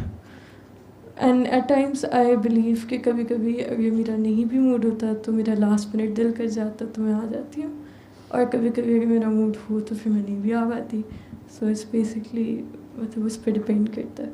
So why you came here for the first time? When you came very first time? First time we attended like a seminar, और उसके बाद उन्होंने दुआ सेशन की परमिशन दी थी। So actually I was not the main patient of my family, तो मैं least of the interested ऐसी आ गई थी। I didn't had like a vivid problem, तो मैं मतलब ऐसे ही मतलब मामा और मेरी बहन आ रहे थे तो मैं भी उनके साथ आ गई। But as somebody very young in last 3.5 years, आपको क्या मिला यहाँ से जो आपको बाहर से, मुआशरे से या स्कूल कॉलेज से नहीं मिला? मुझे अल्लामिया की क्लियर डेफिनेशन मिली थी, बिकॉज दुआ से पहले मुझे मेरा कोई विविड एक मतलब मैं बहुत कंफ्यूज थी यू कैन से। मुझे जो मेरी अगर मैं उसको वर्ड्स में एक्सप्लेन करूँ ये था कि जैसे अल्लामिया ने अगर ये दुनिया क्रिएट की है तो इट्स बेसिकली बिकॉज वो बोर हो रहे थे और उन्हें एंटरटेनमेंट चाहिए थी, या उन्हें हमें पेन में देख के मज़ा आता है, या मतलब मुझे क्वेश्चंस नहीं आंसर होते थे, बहुत कन्फ्यूजन थी। बट मैं मतलब at times I even used to question कि अल्लामिया है भी कि नहीं है, या शायद क्रिश्चियनिटी सही रिलीजन है या कोई और रिलीजन क्या पता सही हो। लेकिन ये था कि जब भी मैं फंस जाती थी किसी प्रॉब्लम में, so I always used to revert back to him. तो मतलब वो भी एक अजीब सा कनेक्शन था, एक कांस्टेंट चेंजिंग थी उसमें। मुझे कोई क्लियर डेफिनेशन कुछ नहीं पता था, फिर मुझे डर लगता था कि मुझे जहन्नुम में ना फेंक दे, तो मैं उसके लिए फिर कुछ कर भी लेती थी। So it was just basically that. लेकिन दुआ के बाद मुझे फिर ये पता चला कि it was 90% of the time तो अल्लामिया होते भी नहीं है, हम उन्हीं का फॉल्ट कर देते हैं। So it's most of the time. And मेरा मेडिकल इशू भी था कि मैं लाइक मुझे स्टमक इश्यूज़ बहुत ज़्यादा होते थे, और मुझे हेडेक्स बहुत ज़्यादा होते थे, और फ्रस्ट्रेट में बहुत ज़्यादा हो जाती थी एट टाइम्स, और जब मैं बहुत ज़्यादा गुस्सा करती थी तो मेरे स्टमक इश्यूज़ हो जाते थे। तो वो विद द टाइम इंक्रीज़ हो रहे थे, वो भी फिर मेरे क्योर हो गई, मतलब once I understood the fact. And mainly I can say अब मैं मेरे जो फ्रेंड्स होते हैं ये लोग मेरे से अपने प्रॉब्लम्स डिस्कस करते हैं, तो I just try to tell them कि इट्स मतलब अल्लामिया की एक्चुअल डेफिनेशन कि वो हमसे बहुत ज़्यादा प्यार करते हैं। And coming from a very Islamic family, तो वो बहुत डिफरेंट पोर्ट्रेट था वहाँ पे, मुझे डिफरेंट मैंने परसीव किया उधर। And I don't blame anyone for it, उसमें किसी का भी कोई फॉल्ट नहीं था। बट मुझे जो बेस्ट डेफिनेशन अल्लामिया की मिली कि अल्लामिया is just like a friend. वो जो 24/7 का रिलेशन, इट्स नॉट लाइक कि आपने सिर्फ नमाज पढ़ी है तो तभी अल्लाह मेरे साथ है, ही इज़ 24/7 with you. वो वाला relation I think I got from दुआ। माशाल्लाह।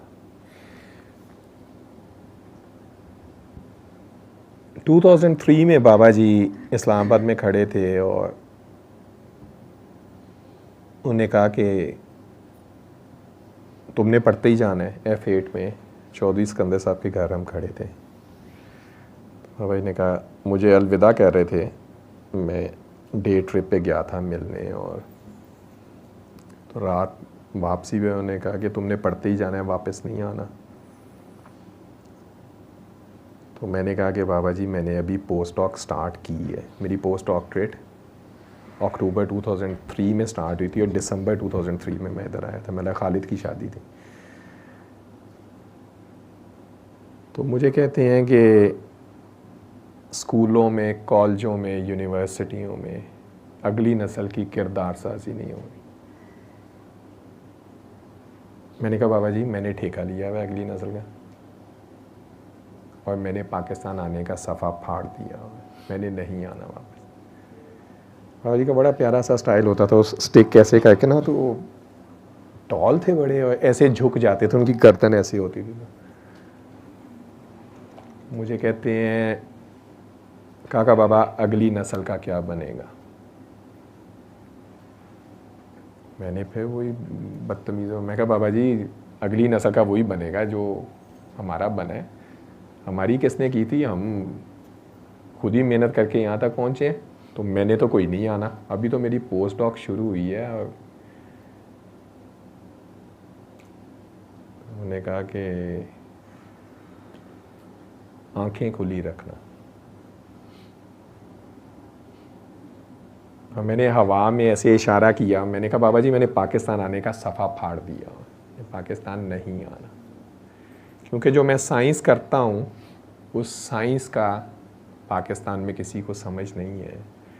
मेरा एक दिन का खर्चा 3-4 हज़ार डॉलर है मेरी लैब का।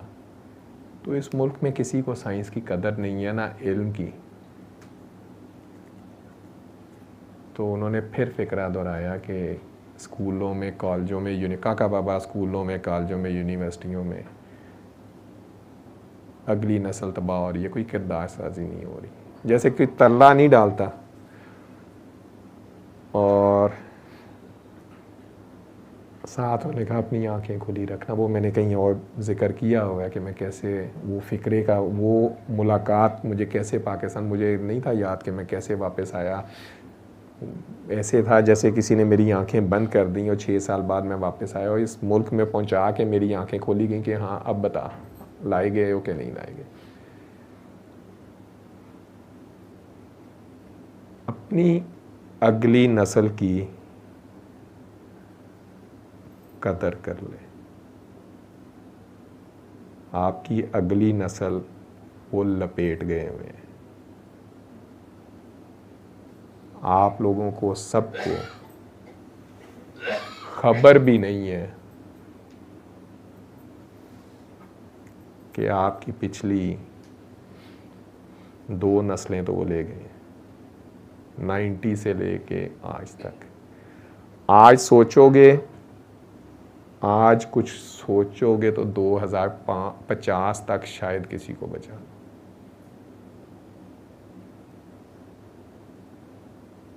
इससे ज़्यादा मैं बोलूँगा नहीं, लेकिन ये मैं आपको बता दूँ, कसूर अगली नस्ल का नहीं है, कसूर मेरा है, माँ बाप के। मुझे बाबा जी का एक एक फ़िक्रा अब सच साबित होता है, दिखाई देता है कि बच्चे बीमार नहीं हैं, माँ बाप बीमार होते हैं। माँ बाप ने जब अगली नस्ल से कतई तल्लक कर लिया हुआ है, उनको ना वक्त देते हैं, ना उनसे बात करते हैं, ना उनकी बात सुनते हैं, तो नस्ल तो गई। माँ की ड्यूटी सबसे इम्पोर्टेंट है, मैं ये भी बता दूँ। बाप की तो है ही है। गोइंग फॉरवर्ड माँ और बाप दोनों को बड़ी जान लड़ानी पड़ेगी। लेकिन माँ की ड्यूटी बड़ी सख्त होती जा रही है अगर तो आपने अपनी अगली जनरेशन को बचाना है। उनको वो वैल्यूज़ तो दें जो वैल्यूज़ आपके माँ बाप ने आपको दी थी, आपके नाना नानी दादा दादी ने दी थी। बड़ी बदकिस्मती है कि हमारा इस्लाम आज आके ना कपड़ों पे रह जाता है, वैल्यूज़ पे कभी गौर नहीं करते। बड़ी सादा सी वैल्यूज़ थी और हैं, और पूरी दुनिया के अच्छे मुआशरे की वही वैल्यूज़ हैं। झूठ नहीं बोलना, किसी को नुकसान नहीं पहुंचाना, हर्ट नहीं करना, और बीइंग मुस्लिम सरकार दो आलम सल्लल्लाहु अलैहि वसल्लम और सरकार दो आलम सल्लल्लाहु अलैहि वसल्लम के अहले बैत, ये घराने से रिश्ता, ये प्यार, ये उनसियत हम पास ऑन नहीं कर पाए, ना कर रहे हैं। वो बिल्कुल प्यारी बात कर रही है कि कंफ्यूज थी मैं, मुझे समझ नहीं थी। सारे ही मुसलमान बैठे हैं माशाल्लाह अल्हम्दुलिल्लाह, तो कंफ्यूजन तो होनी नहीं चाहिए थी, क्योंकि हम अपने बच्चों के साथ वक्त नहीं स्पेंड कर रहे। हमारे पास वक्त है ही नहीं अपने बच्चों के लिए, और इसमें मैं भी शामिल हूँ, मैं किसी दूसरे को ब्लेम नहीं कर रहा। मेरे पास ये एक्सक्यूज़ होता है कि मेरे स्टूडेंट हैं। हाँ, रात 2:30 बजे मुझे मेरा स्टूडेंट अमेरिका से फ़ोन करे, यूके से करे, तो मैंने सोए पड़े भी उठा लेना होता है फ़ोन। लेकिन अगर मेरा बेटा बेटी 2:30 बजे मेरे पास आए तो मैंने कहना होता है यार मोहम्मद मैनू सौन दे, कल सवेरे गल करांगे, और वो सुबह गुजर जाती है, वो बात दोबारा नहीं होती। अपनी अगली नस्ल की फ़िक्र करें, अपने बच्चों के साथ वक्त गुजारा करें, अच्छा वक्त ये नहीं कि आप उन्हें जनाब लेके तो सिनेमा चले जाएं, जी डॉक्टर साहब ने कहा सी अच्छा वक्त गुजारें, रोज़ उन्होंने होटलिंग करा लो। ना ना ना ना ना, आपके माँ बाप ने आप लोगों को होटलिंग करवाई थी? किन्ने कि तुसी हर साल दुबई जाते सो छुट्टियां ते या मरी जाते सो, लेकिन आपके माँ बाप ने आपको कुछ वैल्यूज़, हमारे माँ बाप ने हमें दी थी। खिलाते सोने का नवाला थे, देखते वो शेर की आंख से थे, सिर्फ उनका देखना ही ऐसे होता था। हमारी तो माशाल्लाह अल्लाह ज़िंदगी दे से तंदुरुस्ती दे माँ जी को, अभी भी वो ऐसे करके देखती है तो हमें पता चल जाता है। तो डॉक्टर साहब भी जड़े ने माशाल्लाह वेख लो, उन्हें सिर्फ यही कहना जवेद ने कहना जी माँ जी। इतना वक्त उन्हें दें कि वो आपकी सुने। मौला अली का बड़ा प्यारा, मुझे जब मेरा बेटा पैदा हुआ मोहम्मद बिन तारिक, तो जर्मनी में थे, तो मुझे वो फ़िक्रा मुझे बड़ी प्यारा लगा। उन्होंने कहा कि मौला अली ने कहा कि इन्हें पहले 7 साल ऐसे पालो कि ये आका है और तुम गुलाम हो, अगले 7 साल रिवर्स हो जाएगा रोल, तुमने आका हो ना, ये गुलाम हो, इन्हें डिसिप्लिन करो, और 14 साल बाद इन्होंने आज़ाद कर दो। एवं ही अगले खैबर भी फतह कर गए, जंगां लड़ियां। साढ़े 20 साल वालों अजे ही नहीं पता होंदा मामा सवेरे नाश्ते च की है। हम माँ बाप बच्चों को ग्रो ही नहीं होने देते, हमने खुद ही पैम्पर किए हैं, क्योंकि हमने खुद भी अपना कैरियर बनाना है। वो जी मैं मेरी 1-2 स्टूडेंट बड़ी चहेती स्टूडेंट, बहुत चहेती स्टूडेंट, सर मैं इतना पढ़ गई हूँ तो मैं अब घर बैठ जाऊँ। मैं कहा बेटा तू कितना पढ़ गई है? सर मैंने मास्टर्स किया है। मैं कहा बेटा तालीम क्यों हासिल की थी, नौकरी के लिए या शऊर के लिए? अच्छे और बुरे में तमीज़, लोगों से कैसे मिलना। यूनिवर्सिटी कॉलेज में जाने का मकसद सिर्फ नौकरी नहीं होता। इंसानियत की एक मिराज है जो इल्म आपको देता है, इल्म आपको इंसानियत सिखाता है, और ऐसा इल्म जो आपको इंसानियत की मेराज नहीं सिखाता उस इल्म का कोई फ़ायदा नहीं है। वो इल्म गधे पे लादी किताबें हैं, जैसे गधे पे वज़न लादा हुआ है। तो मैंने कहा बेटा तेरे इल्म, मैंने तो तुझे ये समझाया था, क्या हो गया? अगर आपको अल्लाह ने औलाद अता की है तो उसे तूने ही पालना है, और किसने पालना है? ये मेरे पास एक नहीं बहुत सारे ऐसे, क्योंकि मेरी जनरेशन ही वो है। तो माँ बाप, माँ जब तक बेटियों से, बेटों से, दोनों को कह रहा हूँ, दोनों से ज़्यादा बातें करें।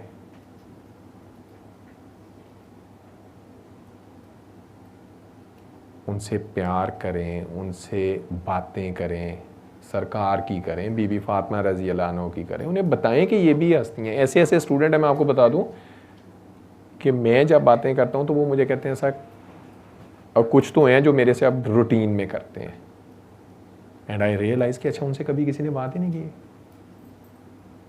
हम सब उन्हें बड़े बड़े स्कूलों में तो ले गए, मेरा बेटा ना फलाने कॉलेज में पढ़े, मेरी बेटी जो है ना फलाने स्कूल में पढ़े, क्योंकि वहाँ से आगे ना आईवी लीग में एडमिशन हो जाता है। लेकिन ये नहीं ध्यान किया कि आईवी लीग में चले तो जाएंगे, साथ उनकी जो असल मिरास थी, जो सरकार दो आलम सल्लल्लाहु अलैहि वसल्लम ने कहा था कि मोमिन की इल्म मोमिन की मिरास है। इल्म दिया नहीं, किताबें दे दी हैं। इल्म बहुत बड़ा, एक बहुत बड़ी एक वसी चीज़ है। यहाँ आते हैं सैयद शहबाज अली शाह साहब, आप लोगों ने गौर किया होगा, वो खुद ही बताते हैं कि मैं तो अंगूठा छापा, मैं तो पढ़िया दे नहीं है। बोलते देखे उन्हें, केड़ा इलम बोलन दे उन्हें, वो फारसी बोलते हैं, मैं हैरान, अरबी बोल जाते हैं अंदर। ये सारा इल्म है। वो कैसे आएगा? वो घर से आएगा, वो माँ देती है, माँ का रोल है। अल्लाह आप सबके रिस्क में इतनी बरकत दे, इतनी बरकत दे कि आपको नौकरियों की ज़रूरत ना पड़े। हालात बड़े मुश्किल हैं, तंग हैं। जब तक दोनों मियाँ बीवी नौकरी नहीं करते, बच्चों को अच्छे स्कूल में नहीं भेजा जाता, नहीं जा सकता, ठीक है। ये दुनियावी ज़ाहरी तौर पे हालात आजकल ये हैं। लेकिन अगर अल्लाह का करम हो, अल्लाह की अता हो, अल्लाह करे आपको नौकरी की ज़रूरत नहीं पड़े, आपका इतना रिस्क हो कि आप टाइम स्पेंड करें अपने बच्चों के साथ। हमारे अब मुझे सारी चीज़ें बाबा जी की, वो जो कहते थे ना, वो अगली नस्ल की किरदार साजी किसने करनी है? कैसे हो अगली नस्ल की किरदार साजी? स्कूलों, कॉलेजों, यूनिवर्सिटियों, 3 उन्होंने स्टेप्स कह दिए। स्कूल में किरदार साजी होनी थी, नहीं हो रही। कॉलेज में होनी थी, नहीं हो रही। यूनिवर्सिटी में होनी थी, नहीं हो रही। साथ कहते थे कि बच्चे बीमार नहीं होते, माँ बाप बीमार होते। तो किरदार साजी तो माँ बाप ने करनी थी ना, पहले 7 साल, 8 साल, 10 साल। फिर मैं और मेरी बेगम ले जाते हैं बच्चे को कि जी हमने तो इस स्कूल में दाखिल करवाना है, क्योंकि यहाँ का रिज़ल्ट बड़ा अच्छा आता है।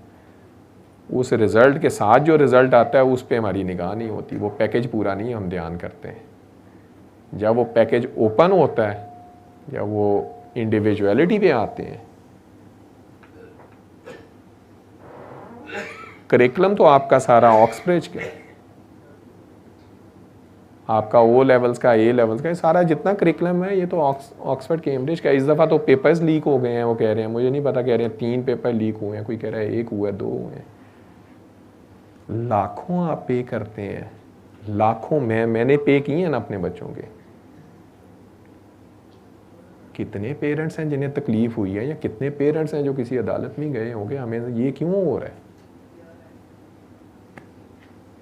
ये बेहिसी हमें आ गई हुई है, और वो आपकी नस्ल लपेट के ले गए हुए हैं। आपके बच्चे मैनहट्टन में डे 1 फुली सेट हैं। वो यहाँ से लैंड करेंगे JFK एयरपोर्ट पे, बाहर उन्हें ये पता होगा कैसे मैंने फ़लाँ जगह पहुंचना है, कहाँ पहुंचना है, अगले दिन मैंने अपने ऑफिस में पहुंचना है और मैंने कैसे परफॉर्म करना है। लेकिन वो इधर फिट नहीं है।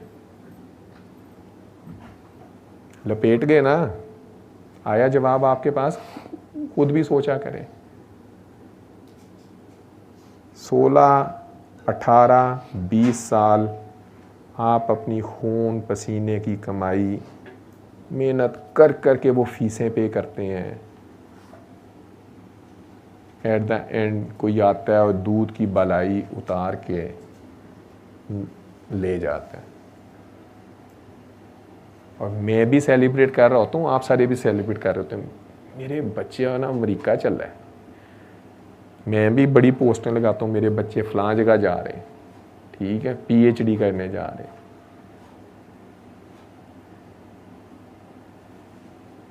मैं तो अपनी ख्वाहिश के अगेंस्ट, जैसे भी मेरे साथ वारदात पड़ी, मैं तो कुछ कर रहा हूँ, लेकिन माँ बाप का रोल बड़ा इम्पोर्टेंट है। मैं आपको बताऊँ, माँओं का रोल बहुत इम्पोर्टेंट है बच्चों की परवरिश में। और मैंने ये देखा है, अपने तजर्बे से भी देखा है, माँ की बात बच्चे ज़्यादा समझते हैं और मान भी लेते हैं। शायद हम में मर्दों में अल्लाह ने वो DNA ही हमारा ख़राब है ना, क्योंकि हमारी अगर कोई मानता नहीं तो थप्पड़ मारना होता है, कहना होता है भैया राम ना, वो वहाँ से दौड़ जाता है, वो कहता है यार अब्बे को गल लगा के रखनी है। मामा के साथ जाके किचन में शेयर भी कर लेंगे, मामा से पता चलता है कि वही अच्छा ये बातचीत आजकल चल रही है। तो अल्लाह ने माँ का DNA कुछ ऐसा बनाया हुआ है, उसमें नरमी है, उसमें टॉलरेंस बहुत ज़्यादा है, उसे पता है कि मैंने इससे कैसे ये काम करवाना है। और जब वो बॉन्ड टूटता है, वो वक्त नहीं मिलता बच्चों को, तो बच्चे फिर मुआशरे में एक दूसरे से ही सीख रहे होते हैं।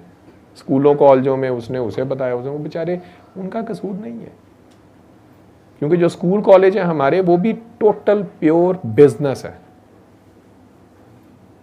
किसी को परवाह नहीं है। बड़े बड़े विजन लिखे होंगे, बहुत बड़े बड़ी चीज़ें आपको दिखाएंगे कि आपका बच्चा कैसे ट्रेन होगा, कैसे फलां जगह पहुंचेगा, क्या होगा। किसी एक स्कूल कॉलेज का मुझे बता दें जहां हम लोग बच्चे भेज रहे हैं, जिसने किरदार साजी भी बात कर रहा हूँ, डिसिप्लिन भी कर रहा हूँ, तो खुदारा अपने बच्चों के साथ वक्त ज़रूर स्पेंड करें। बेटा आप कब से आ रहे हो? You. This is my second time. आप क्या करते हो? पहले अपना नाम बताओ, फिर तारुफ करो। My name is Maha and I'm doing A levels. और कौन से सब्जेक्ट्स हैं? Business, sociology and Urdu. So today for the second time you are here. Yes. Why? You were expecting Dr. Javed and there is a surprise. Dr. Javed, 2 नंबर doctor Javed आ गया आज, है ना? नहीं ऐसी बात नहीं है. I'm also getting to learn from you as well. A lot of things. So मामा क्या कह के लेके आई हैं आपको? नहीं मैं खुद से आई हूँ. I wanted to come. पहली दफ़ा क्यों आई थी? पहली दफ़ा तब मामा बाबा ने कहा था, but also like deep down I wanted to come by myself as well, के to experience as well, and मुझे काफ़ी सुकून फील हुआ. I felt very good, so इसलिए I decided to come again. अल्लाह पानी वाली दुआ करते हो? Yes. How often do you do that? I do it 2-3 times a week, but मैं कराती भी हूँ. मैंने अभी recently भी कराई है. Good good good. क्या मिल रहा है? दो आज ही घड़ी में एक मुलाकात पहले हुई थी, आज दूसरी हो रही है. बाबा पता क्या कहते थे? बाबा जी कहा करते थे कोई ज़रूरत नहीं है मुझसे मिलने की, लेकिन हम लोग नहीं बाज आते थे. आपने भी नहीं आना, ठीक है, ये महकमे ही ऐसा है, आपके इख्तियार में नहीं है, ठीक है. तो कहा करते थे कि कितनी भी परेशानी हो, टेंशन हो, स्ट्रेस हो, मैं क्योंकि बाहर रहता था तो मुझे कहा करते थे कि काका बाबा आंखें बंद करके दुआ कर लिया कर, पानी पी लिया कर. बहुत टाइम ऐसा आता था मेरे एक्सपेरिमेंट स्टक कर जाते थे, मेरे रिजल्ट्स नहीं थे आ रहे होते, ठीक है. तो हमारी PhD में हम कहते हैं कि एक अच्छी पीएचडी आपको रुलाती है, जेन्युइन टीयर्स के साथ आप रोते हो, एक दफ़ा तो रोगे अच्छी पीएचडी। तो हम जैसे ना लायक तो रोज़ ही रो रहे होते थे। तो जब बाबा जी से मुलाकात हुई तो उन्होंने कहा कि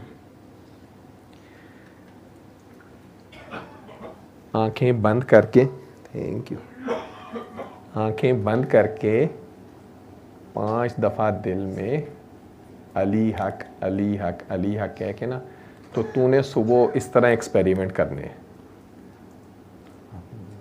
साइंस का बंदा, डीएनए वाला वो भी, ठीक है।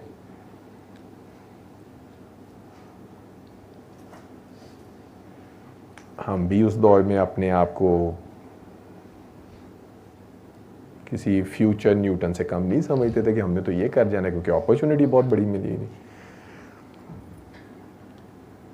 लेकिन जैसे आपने कहा है ना, बिल्कुल, मैं जब इनसे पहली दफ़ा मिलके गया वापस तो एक सुकून था, समझ नहीं आती थी क्यों है। पहले भी सुकून था, मतलब जो बंदा स्विट्ज़रलैंड में होगा भला सुकून में नहीं होगा, लेकिन ये एक डिफरेंट सुकून था। और मुझे याद है, मैंने किया तो नहीं, लेकिन जब मैं फंस गया, बहुत बुरा फंसा, और मेरे कुछ एक्सपेरिमेंट्स जो थे, मतलब मेरी पीएचडी ऑलमोस्ट एक ऐसी स्टेज पे आ गई कि जहाँ पे मेरा जो मेन प्रोजेक्ट था वो मुझे छोड़ना पड़ा और नए सिरे से एक प्रोजेक्ट शुरू करना पड़ा। और नए प्रोजेक्ट, और मेरी पीएचडी 2.5 साल हो चुके थे, 4 साल में मुझे ख़त्म करनी थी। और मेरे उस्ताद बहुत प्यारे थे, बहुत, मेरी लैब, और बहुत ही प्यारे लोग थे वो लोग, कमाल ग्रुप था। तो जब मैं फंस गया बहुत बुरा, और मैं नया प्रोजेक्ट, बिल्कुल स्क्रैच से नया प्रोजेक्ट शुरू करने लगा, तो मुझे बाबा की बात याद आई कि अली हक यूँ 5 दफ़ा कहना है और फिर तूने बेंच पे काम शुरू करना है दिन सुबह के time. And this was something, a question, जो बाद में मैंने फिर मेरी पीएचडी का मेजर पेपर वो बना, PNAS में 2003 में वो पब्लिश हुआ, DNA एंड हिस्टोन मैथिलेशन वाला। उसमें मुझे बिल्कुल स्क्रैच से एक ऐसी टेक्निक इस्टेब्लिश करनी थी अपनी लैब में जो मेरे पूरे इदारे में नहीं थी उस टाइम, किसी के पास नहीं थी। और प्लांट्स में, मेरी पीएचडी प्लांट्स में थी, तो प्लांट्स में वो नहीं थी हुई। और मैंने अली हक पढ़ के सुबह के टाइम, मतलब वो बेंच पे आके मैंने शुरू किया। 1 दिन 2 दिन थी, एक आदत बन गई।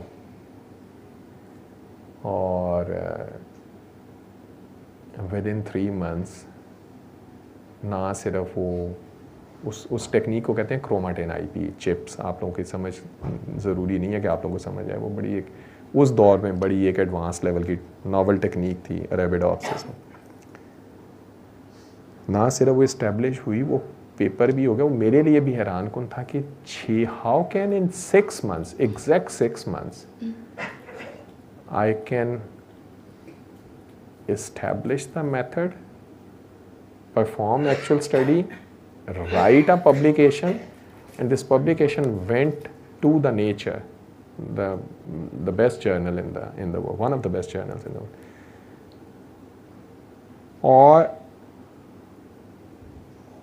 उसका रिव्यू भी बड़ा पॉजिटिव आया, बड़ा अच्छा। मतलब वो 6 माह में ये ह्यूमनली हमारे फील्ड में पॉसिबल नहीं है। एक अच्छी स्टडी 4 से 5 साल लेती है। लेकिन उस प्रोसेस में से जब इन्होंने मुझे गुजारा या मैं गुजरा, तो वो सुकून जो आप कह रही हो ना, वो ये था कि इतनी एक्सट्रीम एंजाइटी और टेंशन थी कि अच्छा मेरी पीएचडी नहीं हो सकती अब, क्योंकि हाँ फिर 4 में से 2.5 साल गुजर गए हुए हैं और मेन प्रोजेक्ट आपका अचानक फ्रीज कर दिया जाता है due to whatever reason it was. उसमें अल्लाह ने कुछ सिखाना था। तो ज़िंदगी में हर वाक़े से, from every event and every episode, we have a lot to learn. Sometimes we don't get the results which we desire and we wish, which is in our wish list, और हमें एक लंबे D2A पे डाला जाता है जो हमें बड़ा मुश्किल लगता है कि ये मुझे क्यों कर दिया अल्लाह ने, ये क्या किया। लेकिन असल में वो ही हमारे लिए बेहतरीन होता है। और how much time your mama spends with you?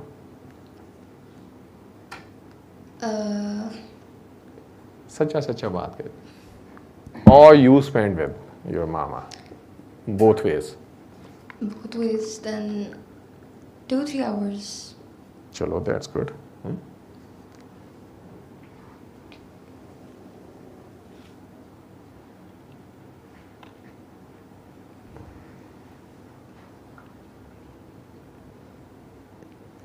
You all are our future.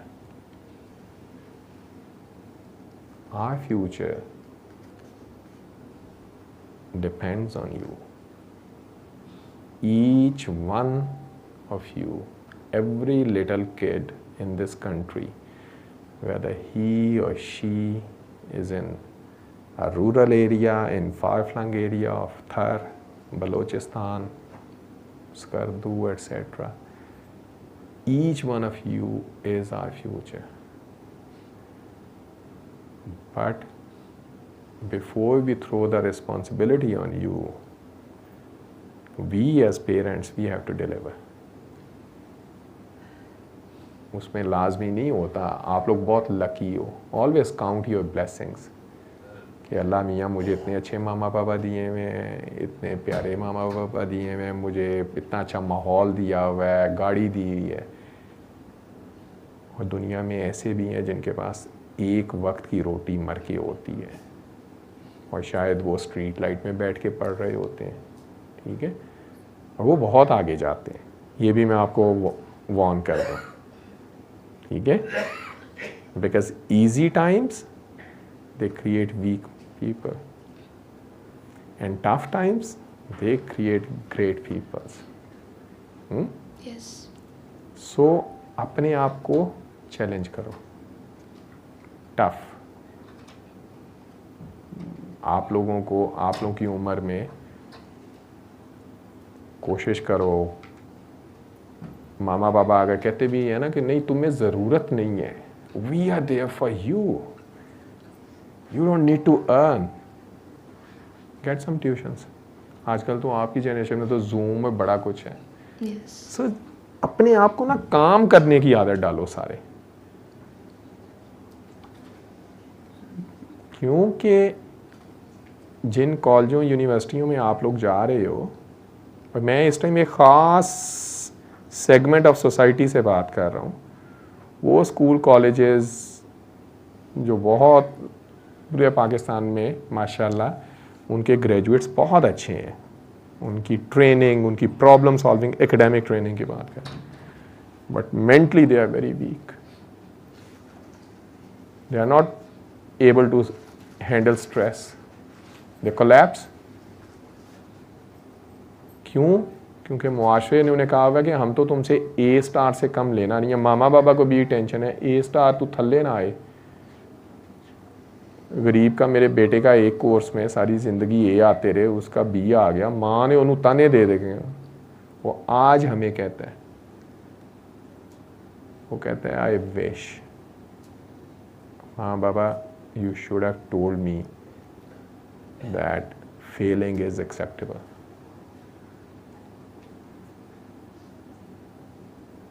उसको देख के शायद दूसरे ने सीख लिया है, वो परवाह नहीं हमारी करता, वो कहता है मैं कर लूँगा।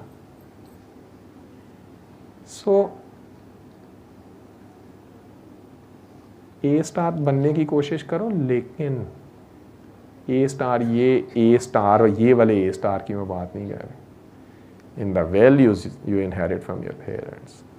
लेकिन वो प्रीचिंग से नहीं आएगा, वो प्रीचिंग से नहीं आएगा ना, वो तो किरदार से आएगा। मेरा एज ए फादर किरदार होगा, माँ का बाप का किरदार होगा, तो औलाद का ऑटोमेटिकली हो जाएगा। तबलीग से नहीं आएगा। मैं उन्हें कहूँ कि आंखें बंद करो, अल्लाह करो, और साथ में वो मुझे देखें कि बाबा तो झूठ बोलता है सारा दिन, ठीक है अल्लाह हाफ़िज़, कि बाप तो झूठ बोलता है सारा दिन और हमें ये कहता है 3 बारी अल्लाह का के पानी पी, तो वो नहीं फ़र्क पड़ा। वहाँ पे अल्लाह पानी वाली दुआ वो की करे, अल्लाह पानी वाली दुआ वो देखेगा कि यार मुझे वो, बल्कि आपको क्वेश्चन करेगी अगली जनरेशन कि हमें क्या दुआ करेगा, खुद तो तुम ये काम करते हो। वहाँ कॉन्फ्लिक्ट आ जाएगी। आप कब से आ रहे हैं जी? द वन इन मस्टर्ड, या I am sorry I don't know your name, so Are you talking about me? I'm Hadia, and I've been coming since December 2025. क्या करती हैं आप? I have recently done masters in molecular biology. माशाल्लाह। कहाँ से? Camp से। जी। अच्छा, इधर क्यों आए आप? क्या मिला इधर से?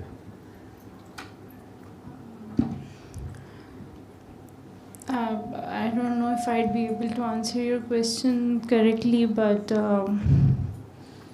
मुझे नहीं लगता जब भी ये सवाल मुझसे पूछा जाता है तो मैं कभी भी उसको अपनी जो फीलिंग्स हैं उस तरह से डिस्क्राइब कर सकती हूँ। सो मेरे पास एक ही लफ्ज़ रह जाता है जो मैं हर दफ़ा कहती हूँ, और मैं बाबा को मिली थी पहली दफ़ा तो मुझे सिर्फ प्यार नज़र आया था उनमें। उन्होंने मेरे जब सर पे हाथ रखा था तो I was also going through a very tough stage at that time in my research of masters, and I was having confrontations with my supervisor, and it was a very, very, very tough phase. And of course, I was unable to forgive her for that. But मैं सोई नहीं थी बहुत सारी रातों से। तो जिस दिन मैं बाबा से मिली थी, मुझे नहीं पता उस दिन मैं घर जाके जो सोई थी, मुझे सारी ज़िंदगी कभी उस तरह की नींद नहीं आई, इतनी सुकून वाली। तो बाबा से जो मुझे मिला है वो बस इट्स अनकंडीशनल लव। उसके कुछ अर्सा पहले ही मैंने कुछ वीडियोस देखना स्टार्ट की थी, तो मेरा शुरू से ही जो अब अल्लाह ताला के साथ कुछ रिलेशनशिप था वो ऐसे ही चलता होता था कि कभी वो बहुत अच्छा चला जाता था, कभी बहुत ही ज़्यादा distant I would say, but he was always there for me. मुझे जब भी कोई टफ फेज़ आता है मेरी लाइफ में आज के दिन तक, तो मुझे हमेशा सूरह ज़ुहा ने बहुत कंफर्ट किया। मुझे हमेशा वो वाली वर्सेस मिल जाती हैं कि ना तो अल्लाह ताला ने छोड़ा है और ना वो नाराज़ हुआ है, और आने वाले हालात जो हैं वो बेहतर होंगे। तो सूरह ज़ुहा has always been very comforting for me. कभी मैं एक दिन मैं कैंप के साथ ही CAM भी है ना, जो फोरेंसिक्स का डिपार्टमेंट है, तो एक दिन मैं बहुत ही ज़्यादा उदास वहाँ पर बैठी हुई थी।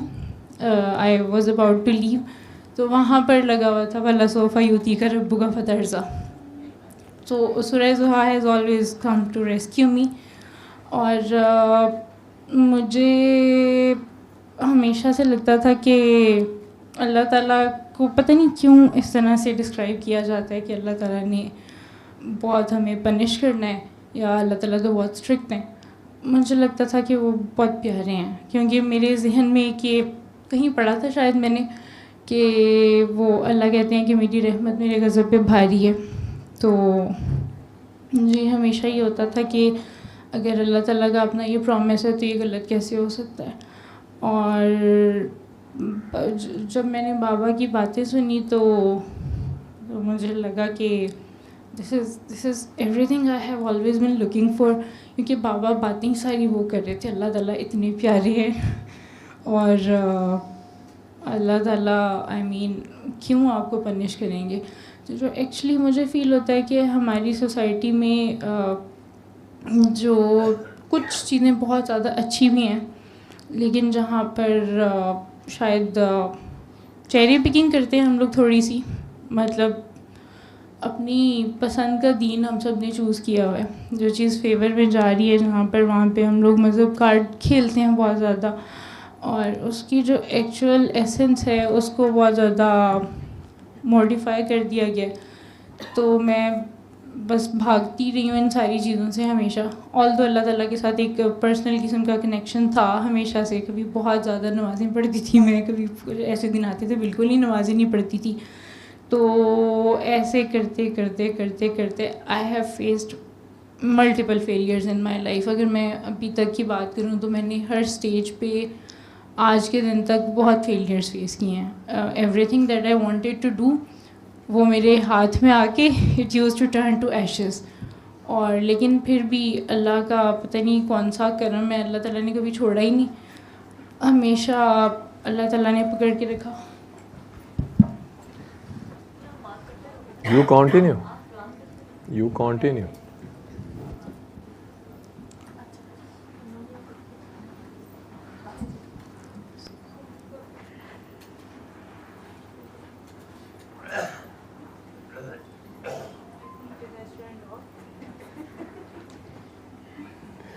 हाँ जी, जावेद भाई आ गए। अल्लाह, क्या टाइम क्या हुआ? मेरा तो फ़ोन भी नहीं है। अल्लाह ने मेरे नाल चंगा हाथ किया है। अच्छा, मेरे छोटे ने मुझे कहा था जी हमने फ़ौरन जाना है, उसने कोई टेबल टेनिस के मैचेस रखे हुए थे। मैं कहा बेटा मैं तो ऊपर जा रहा हूँ, लेट्स सी।